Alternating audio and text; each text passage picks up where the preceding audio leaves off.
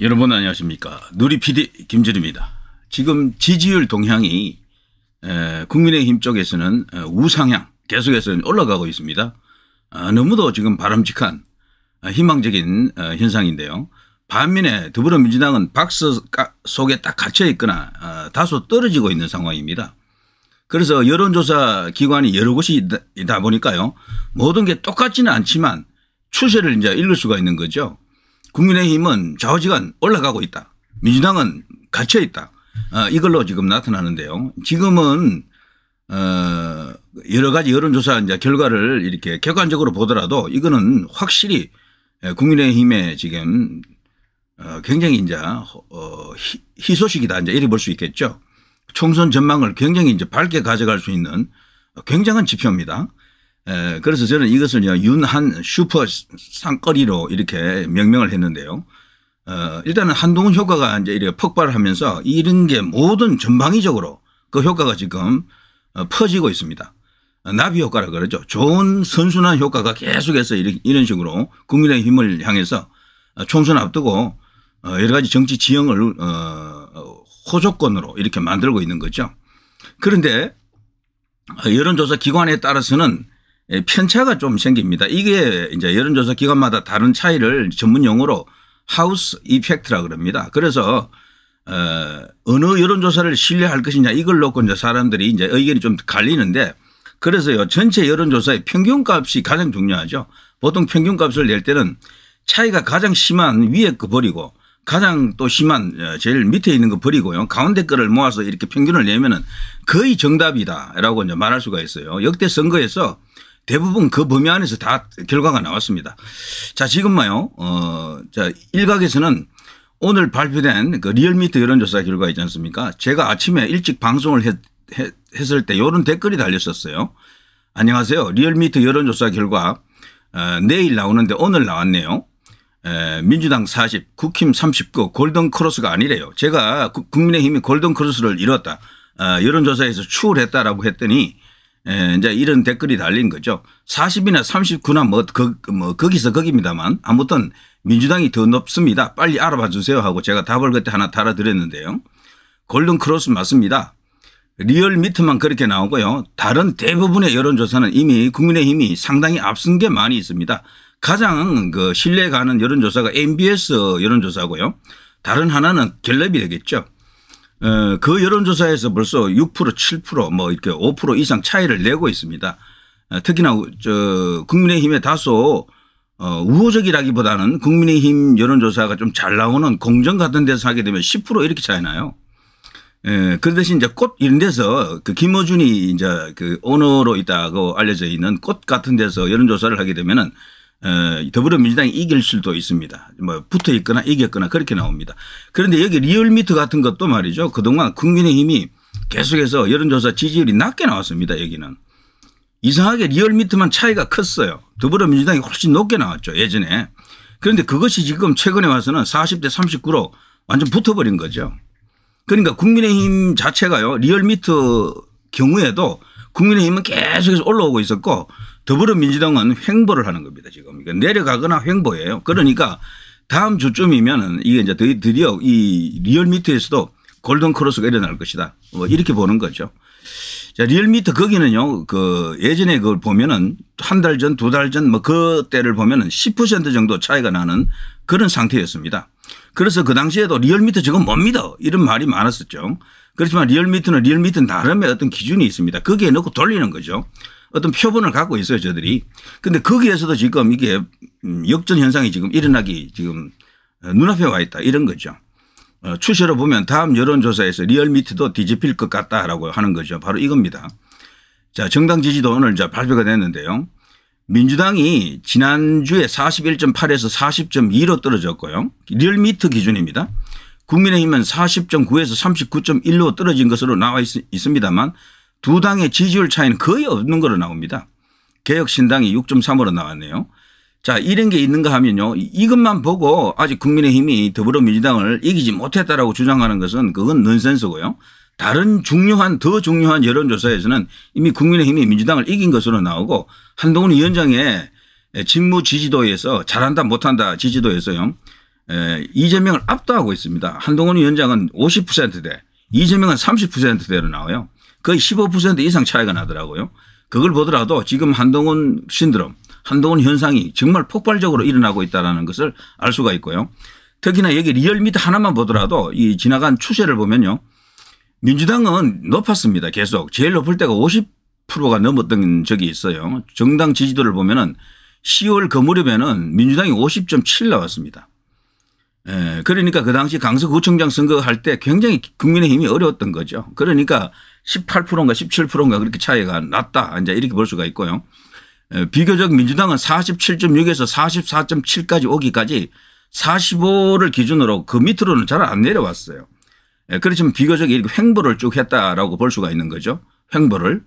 그런데 국민의힘은 이 당시에 보면요. 계속해서 10% 지금 차이가 나죠. 많이 차이 날 때는 무려 18% 차이가 났습니다. 19%.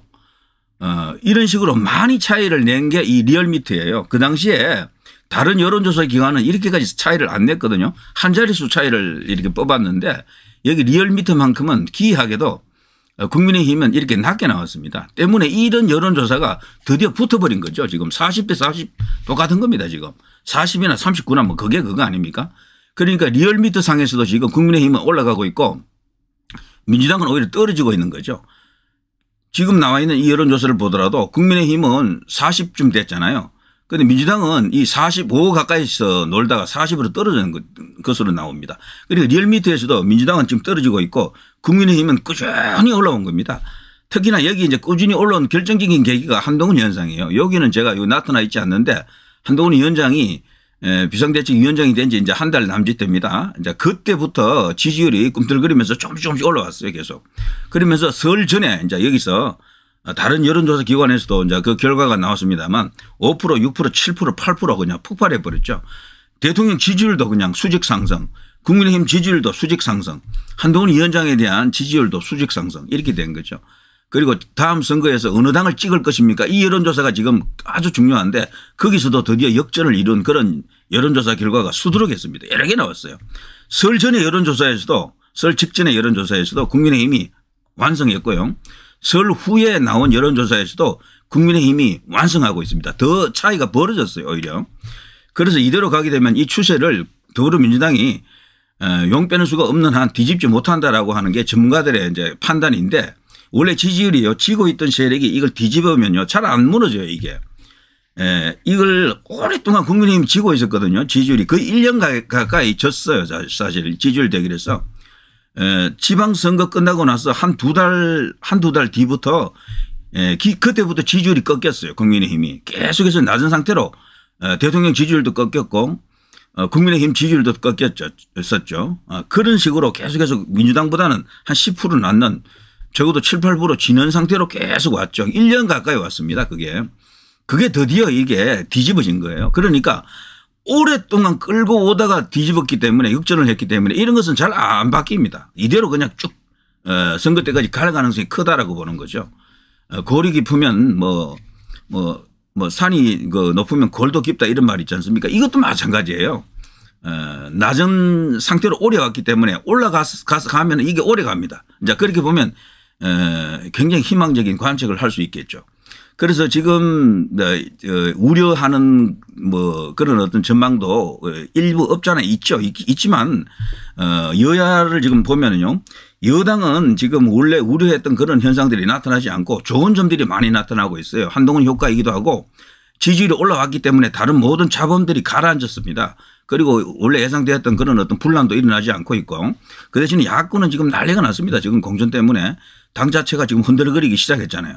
벌써 공천에서 지금 배제되는 사람들이 벌써 반발하더라고요. 거기는. 그래서 민주당은 아마 계속해서 폭발이 터질 겁니다. 저기 정말 여기저기서 폭탄이 지금 도사리고 있습니다. 여기서 터지고 저기서 터지고 막 이런 일이 일어날 거예요. 저는 개인적으로 이번 총선은 40총선인데요. 4년 전에 4.15와는 다르다고 봅니다. 그 이유 중에 한 개가요. 이런 이유들 때문인데요. 4.15 때와는 명백히 다르다. 4.15와는 아주 다른 게요. 여러 가지가 있는데 제가 가장 중요한 것들을 이제 꼽아보면 이런 것입니다. 그래서 결과적으로 여당이 굉장히 유리한 국면이고 선거에서 지기가 어렵다라고 할 수 있습니다. 이길 수 있을 것 같아요. 제 생각에는. 이제 이 진다라고 자꾸 하시는 분들은 네거티브 뭐 이런 것보다도 부정선거를 자꾸 제기하시죠. 그거 하나만 빼고 이야기하면요. 지금 그때와는 다 달라요. 4.15 때는요. 지지율도 국민의힘이 많이 졌어요. 그때 미래통합당이잖아요. 황교안 후보 같은 경우 그 당시 이낙연한테 20% 가까이 졌다니까요. 여론조사에서. 그런데 나중에 이제 결과에서는 한 6%인가 7%인가 요 차이로 조금 좁혔죠. 오히려 선거에서는. 부정선거 그걸 일단 배제하고 보면은 그 당시는 국민의힘 전체적으로 이 더불어민주당에게 게임이 안 됐어요. 지지율에서. 보통 이런 식입니다. 35대 50 정도 나왔어요. 계속. 전체 지지율도 그렇고 수도권은 더 벌어졌던 그런 것도 많습니다. 거기. 그래서 그 당시에 예상하기로 국민의힘이 100석도 안 나올 수도 있다라는 전망이 있었죠. 사실은 그게 그 당시에. 근데 어쨌거나 이상한 선거였죠. 결과가 보면은 그 뭐 개표 과정에서 나타난 여러 가지 현상을 보면 그 이해할 수 없는 그런 어떤 흔적들이 많았죠. 어쨌거나 그런 거는 고려하지 말고 이 시간에는 논평만을 제가 하겠습니다. 제도권에서 하는 논평을 제가 차용했다 생각하십시오. 지지율에서 그렇게 차이가 나는 겁니다. 그때는 국민의힘 전신인 미래통합당이 아주 게임이 안 됐어요. 뭐 도대체 어떻게 붙어볼 그런 그 흔적이 없었습니다. 그래서 완패했고요. 뭐 완패 정도가 아니고 뭐 압도적인 패배를 했던 거죠. 그러나 지금은 지지율이 오히려 반대다. 국민의힘이 앞서고 있다는 거죠. 이게 가장 큽니다. 중요합니다. 그리고 참고로 말이죠. 노무현 뭐 그 이래로 쭉 보더라도 전자 개표기가 뭐 이 투표지 분류기가 등장한 이후를 보더라도 사전에 총선 전에 이렇게 나왔던 그 여론조사하고 결과값이 그렇게 달라지지 않습니다. 거의 그대로 나왔어요. 전부 다 대부분의 선거가. 지난 5번의 선거에서 여당이 4번 이기고 야당이 1번 이겼어요. 그리고 총선은 기본적으로 여당에게 유리한 구도입니다. 여당이 딱 1번 진 것은 박근혜 대통령 때 그때 딱 1번 졌어요. 그것도 한 표 차이로 한석 차이로 졌습니다. 한석 차이로. 그때 당시에는 저쪽 안철수 등등이 있는 손학규 등등이 있는 그쪽 당이 그때 의석을 많이 가져갔죠. 그래서 이긴 쪽도 크게 과반이 안 됐어요. 130 몇 석이었고 그 당시에 이제 이 새누리당은 한석 적은 132석인가 뭐 이랬던 거로 제가 기억합니다. 자, 그것처럼요. 여당이 주로 유리합니다. 이 총선은 대통령에게 힘을 실어주기 위한 그런 의도도 있고 여러 가지로 여당이 유리한 어떤 그런 환경 조건을 갖습니다. 공천 파동도 여당이 적을 수밖에 없는 게 여당은 뭐 여러 가지 사용할 수 있는 그 방법이 많잖아요. 공천 탈락자들에게 제공할 수 있는 자리도 많고 여러 가지 이유로 인해서 자주간 총선은 여당이 유리하다. 어쩌면 그것 자체가요. 그때 당시 그 김무성 도장론이라든가 진박 간별 뭐 논란 이런 게 터지지 않았으면 그 선거도 그 당시 새누리당이 크게 이겼을 겁니다. 그런데 거기서 그냥 왕창 무너진 거였죠. 그거 사실은요. 그런 일이 없었더라면 당시 언론이나 그때 이제 이 전문가들 분석에 따르면 국민의힘이 최소 170석 넘는다 그랬거든요. 그런데 그 선거가 망친 거죠. 그냥 왕친이. 그러니까 그거는 조용하게만 치렀더라면 국민의힘이 170석 기본으로 하는 선거였는데 그냥 막 무너진 거였었죠. 그러니까 그걸 고려한다 그러면 지지율도 그렇고 그 당시 지지율도 사실 잘 나왔어요. 처음에는 그쪽 이제 새누리당이. 그러나 결과적으로 자살골을 넣은 거죠. 자충수 자살골 그냥 내분으로 그냥 공천 파동 터지면서 그냥 적전 분열 터지면서 망해버린 그런 선거입니다. 그거는 그냥 별개고 나머지는 거의 지지율처럼 다 나와버렸어요. 그래서 지금 국민의힘 지지율 이기고 있다라는 게 이게 엄청난 이야기입니다. 4.15 때는 엄청나게 지고 있었거든요. 자, 두 번째 공천 파동이 제가 앞서도 제가 말씀드렸습니다만 공천 파동이 있는 곳과 없는 곳은 또 차이가 큽니다. 그동안은 저쪽 야권이 공천 파동이 없었어요. 조용히 공천을 했습니다. 그런데 항상 시끄러운 게 보수 쪽이죠.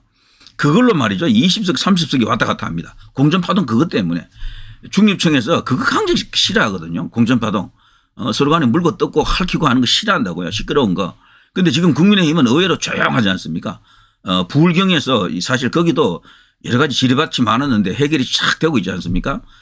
돌려막기라 할까? 이런 그 다선들을 다른 지역으로 보냈죠. 다른 험지로 다른 지역으로 쫙 이렇게 배치하면서 공천 파동이 거의 없는 걸로 나옵니다. 김무성도 알아서 자기가 출마하지 않는다라고 선언했고 장제원 뭐 의원 같은 경우는 벌써 뭐 이렇게 출마하지 않겠다라고 이야기했고요.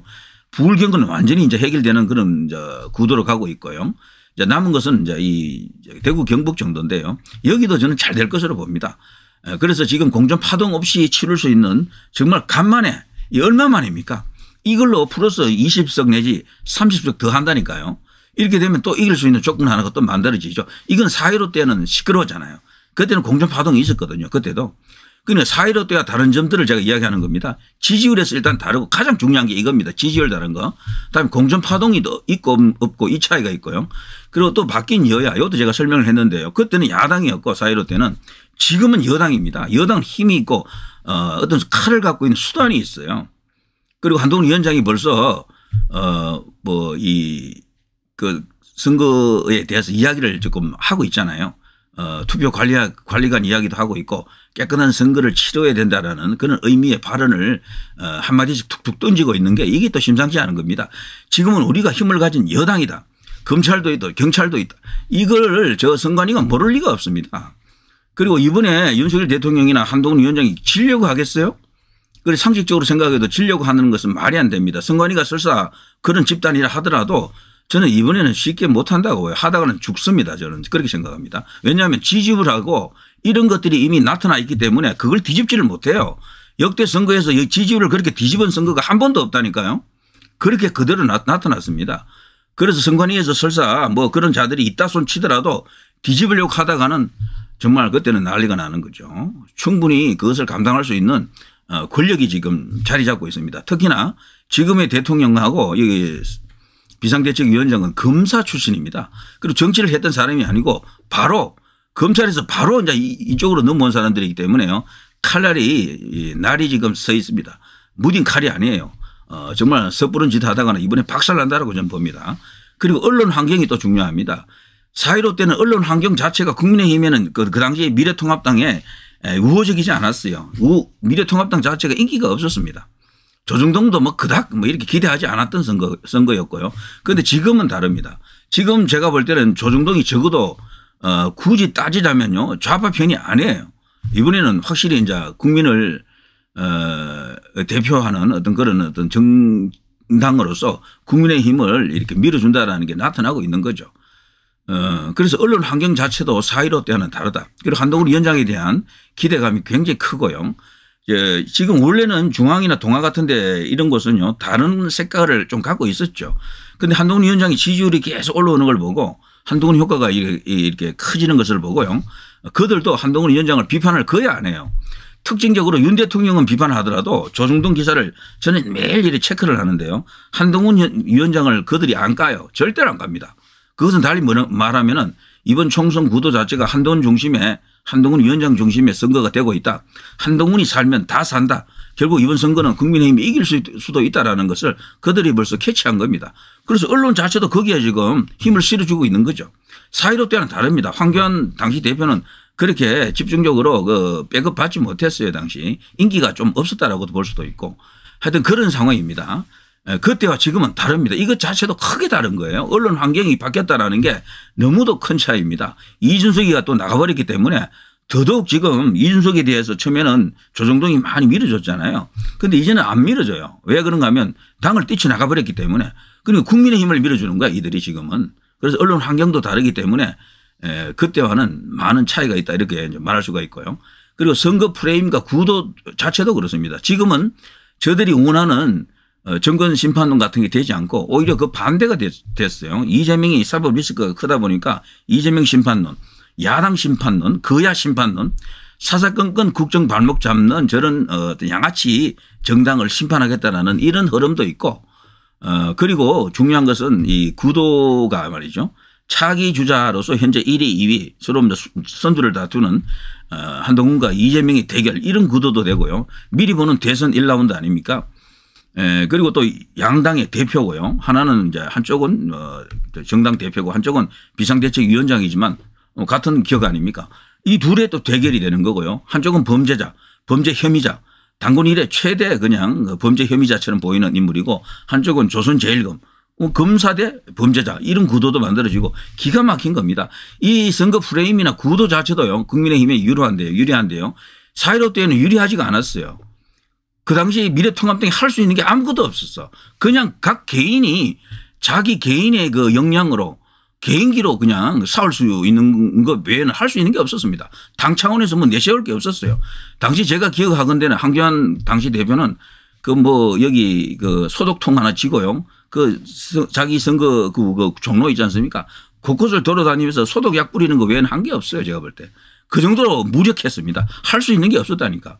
그러니까 지금은 다릅니다. 선거 어젠더라든가 이니셔티브를 확 진 것은 국민의힘이거든. 한동훈 위원장이 지금 선거 국민을 주도하지 않습니까? 이슈 파이팅을 누가 하고 있습니까? 수도권 메가시티도 그렇고요. 경기도 분도론도 그렇고 그리고 또 현재 정부에서 던진 의사 그 정원 카드 이런 것들 전부 정책으로도 지금 밀어붙이는 게 야당이 아니고 여당이에요. 지금 그래서 선거 프레임과 구도 자체가 완전히 여당 중심으로 왔고 그리고 구도 자체도 현재 국민의힘이 훨씬 유리하게 되어 있는 겁니다. 그 당시에는 정말 꼼짝 못했어요. 문재인이가 워낙 인기가 높아서 그래. 그 당시에 문재인 그 지지율이 60% 넘을 때 아닙니까? 그래서 그 선거 자체가 어떻게 힘 한번 써보지 못하는 그런 상태에서 각자 자기 이제 지역구에서 혼자 열심히 뛰는 것 외에는 할 수 있는 게 없었습니다. 그 당시에 인기 있는 연사도 없었어요. 누가 있습니까? 김종인이 나간들 인기 있습니까? 누가 나가면 인기 있을까요? 아무도 없었다니까. 그리고 황교안 대표도 당시 자기 지역구에 발목 묶여가지고 꼼짝 못했고. 그런데 지금은 다르다니까요. 황교안과는 달리 한동훈 위원장 같은 경우는 출마도 하지 않습니다. 전국을 이제 돌 거예요. 특히 수도권을 많이 돌겠죠. 난리 났습니다. 지금 야권에서는 한동훈이 필적할 만한 그런 슈퍼 연사가 없어요. 그런데 여기는 지금 한동훈은 지금 통하지 않는 데가 없는 것 같아요. 제가 볼 때. 가는 곳마다 인산인해 구름인파. 자, 이런 상태에서 이 효과가 어느 쪽으로 긍정적으로 어느 쪽으로 부정적으로 가겠습니까? 이건 명백합니다. 이게 4.15 때와 또 명백히 다르고요. 너무나 다른 게 많습니다. 제가 굳이 꼽아서 이렇게 7개를 갖고 온 것이지 이 밖에도 더 있어요. 정책 이슈 제가 설명했죠. 지금 정책을 주도하는 것은 누굽니까? 국민의힘입니까? 저쪽입니까? 저쪽은 정책이 아니고 계속해서 네거티브 흑색 선전만 하고 있는 거죠. 걸핏하면 특검, 걸핏하면 특별법 이런 식으로 정쟁만 지금 띄우고 있는 거죠. 그래서 부정적이에요, 저기는. 그러니까 저쪽은 국민들을 자꾸 편가르게 하고 소위 말해서 양아치짓만 하는 겁니다. 저런 걸로 국민들 마음을 이렇게 얻을 수 있겠습니까? 중립층이 좋아할 수 있겠습니까? 어림도 없어요. 그런데 이 정책 이슈에 있어서도 국민의힘이 지금 주도하고 있는 겁니다. 그래서 저쪽도 벌써 반성하는 목소리가 터지고 있어요. 이대로 가면 죽는다, 망한다. 벌써 몇몇 그쪽 그 지지하는 정책 브레인들은 경고를 하고 있더라고요. 한동훈한테 완전히 말렸다. 한동훈이 뜨면서 윤석열 대통령까지 살아나 버려가지고 김건희 여사 파우치 같은 것도 지금 이슈가 안 돼요, 사실은. 그것도 별 의미가 없습니다. 그런 게 문제가 된다면 지지율이 이렇게 변하면 안 되죠. 그건 지지율이 다 넘어섰잖아요. 결국은 부정적인 힘보다는 긍정의 힘이 훨씬 강하다라는 겁니다.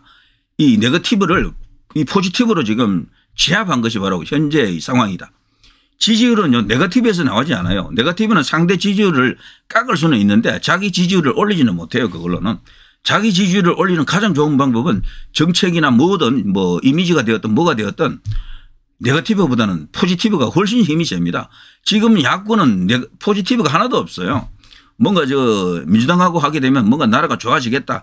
뭔가 이렇게 따뜻한 세상이 되겠다. 조금 더 좋은 어떤 환경이 되겠다. 이런 느낌을 전혀 안 준다고요. 이 포지티브를 주는 게 지금 국민의힘이거든요. 한동훈 현상이다. 이제 이렇게 볼 수도 있는데 누구나 다 이거 지적합니다. 저쪽은 네거티브, 이쪽은 포지티브인 겁니다. 이쪽은 정치 공작을 안 하거든요. 국민의힘은. 저쪽은 줄기차게 공작만 하고 있다고요. 이 효과가 크다니까, 이 효과가. 그래 이것조차도 4.15 때와는 완전히 다른 거죠. 4.15 때하고는 많이 다르다. 그리고 여기서 또 다른 것은요. 저쪽은 지금 공천 파동이 터져가지고 계속해서 적정 분열 현상이 터질 거고 국민의힘은 그게 안 나옵니다. 이번에는 나오더라도 극히 제한된 그런 이야기로서 뉴스거리가 안 될 거예요. 이렇게 되면 모든 게 지금 대립적으로 차이가 나지 않습니까? 그러니까 여당이 유리한 국면이 이게 굳이 제가 이게 지수로 표현하면요. 100개이라는 최고 점수에 거의 도달한 90 정도 유리한 상황이다. 저는 그렇게 봅니다.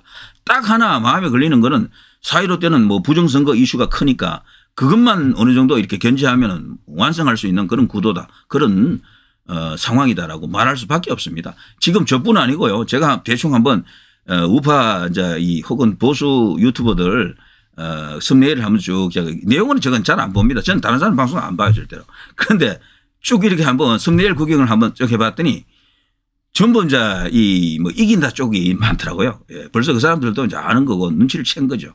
예, 이제 신중한 발언을 제가 안 하는 게 아닙니다. 저도 굉장히 신중한 발언을 하는 사람인데 상황이 이렇게 객관적 정황이 지표가 이렇게 나타난다 그러면요. 이대로 쭉 밀고 나갈 수도 있겠다라고 생각하는 게 지극히 당연한 상식이죠. 자, 이대로 지지율 조금 더 밀어붙이고요. 깜깜이 이제 터널에 들어갈 겁니다. 지지율 공표를 할 수 없는 터널 이 이제 나타날 텐데 선거 뭐 5일 전쯤 이제 마지막 이제 이 지지율이 발표되겠죠. 거기서 국민의힘이 더불어민주당을 오차 범위 밖으로 한 7, 8% 이상 이겨버리면 게임 끝입니다. 솔직히. 자, 그리고 이번에는 특히나 좋은 게요. 제가 저 구도에서 이야기 안 한 게 있는데 이번에 제3지대 저 개혁신당이 그리고 조국신당이 뭐 저쩌고 나오죠. 오늘 그 김어준의 꽃 그 여론조사를 보면은 비례대표를 이렇게 지지하는 정당을 보니까요. 조국신당이 개혁신당을 이겼더라고요. 2배 차이로. 조국은 10%. 개혁신당은 5%로 나오더라고요. 김어준의 꽃이기 때문에 그거 저는 믿지 않습니다. 분명히 거기에는 야료가 있거나 뭔가 이렇게 왜곡되는 어떤 그 데이터가 들어갔다고 봅니다만 거기서 국민의힘이 1위더라고요. 그런데 거기 보면 조국신당이라든가 개혁신당 같은 것은 결국 누구 살을 깎아먹는가 하면은 저쪽 민주당 살을 깎아먹습니다. 그래서 구도 면에서도 국민의힘이 유리하기 때문에 4.15 때와는 다른 게 너무도 많고요. 이 다른 것은 전부 국민의힘에 유리하게 지금 작용하고 있다. 부정선거만 없다면 이 가정 하나만 이렇게 성립하게 되면은 이거는 완성도 가능하다. 그리고 지금은요 특히나 지금 한동훈 위원장을 비롯해서 국민의힘 쪽에서요 부정선거에 대한 언급은 안 하지만 깨끗한 선거를 할 수 있게끔 선관위에 대해서 툭툭 견제구를 던진다는 게 중요합니다. 선관위가 만일에 듣는 기가 있고 눈이 있다 그러면요. 이분만큼은 저들이 만일에 진짜로 뭔가 그 안에 뭐가 진짜 그런 조직이 있다면 움직이다가는 진짜 개박살 납니다. 저는 확신합니다. 움직이다가는 바로 그냥 달립니다. 이번에는 그걸 믿고 끝까지 이제 뭐 감시는 해야 되겠죠. 그래서 4.15 때와는 다르다라는 점을 제가 분명히 여러분과 함께 이 생각을 나누고 싶습니다. 자, 누리 PD 김준혜였습니다. 여러분 대단히 감사합니다.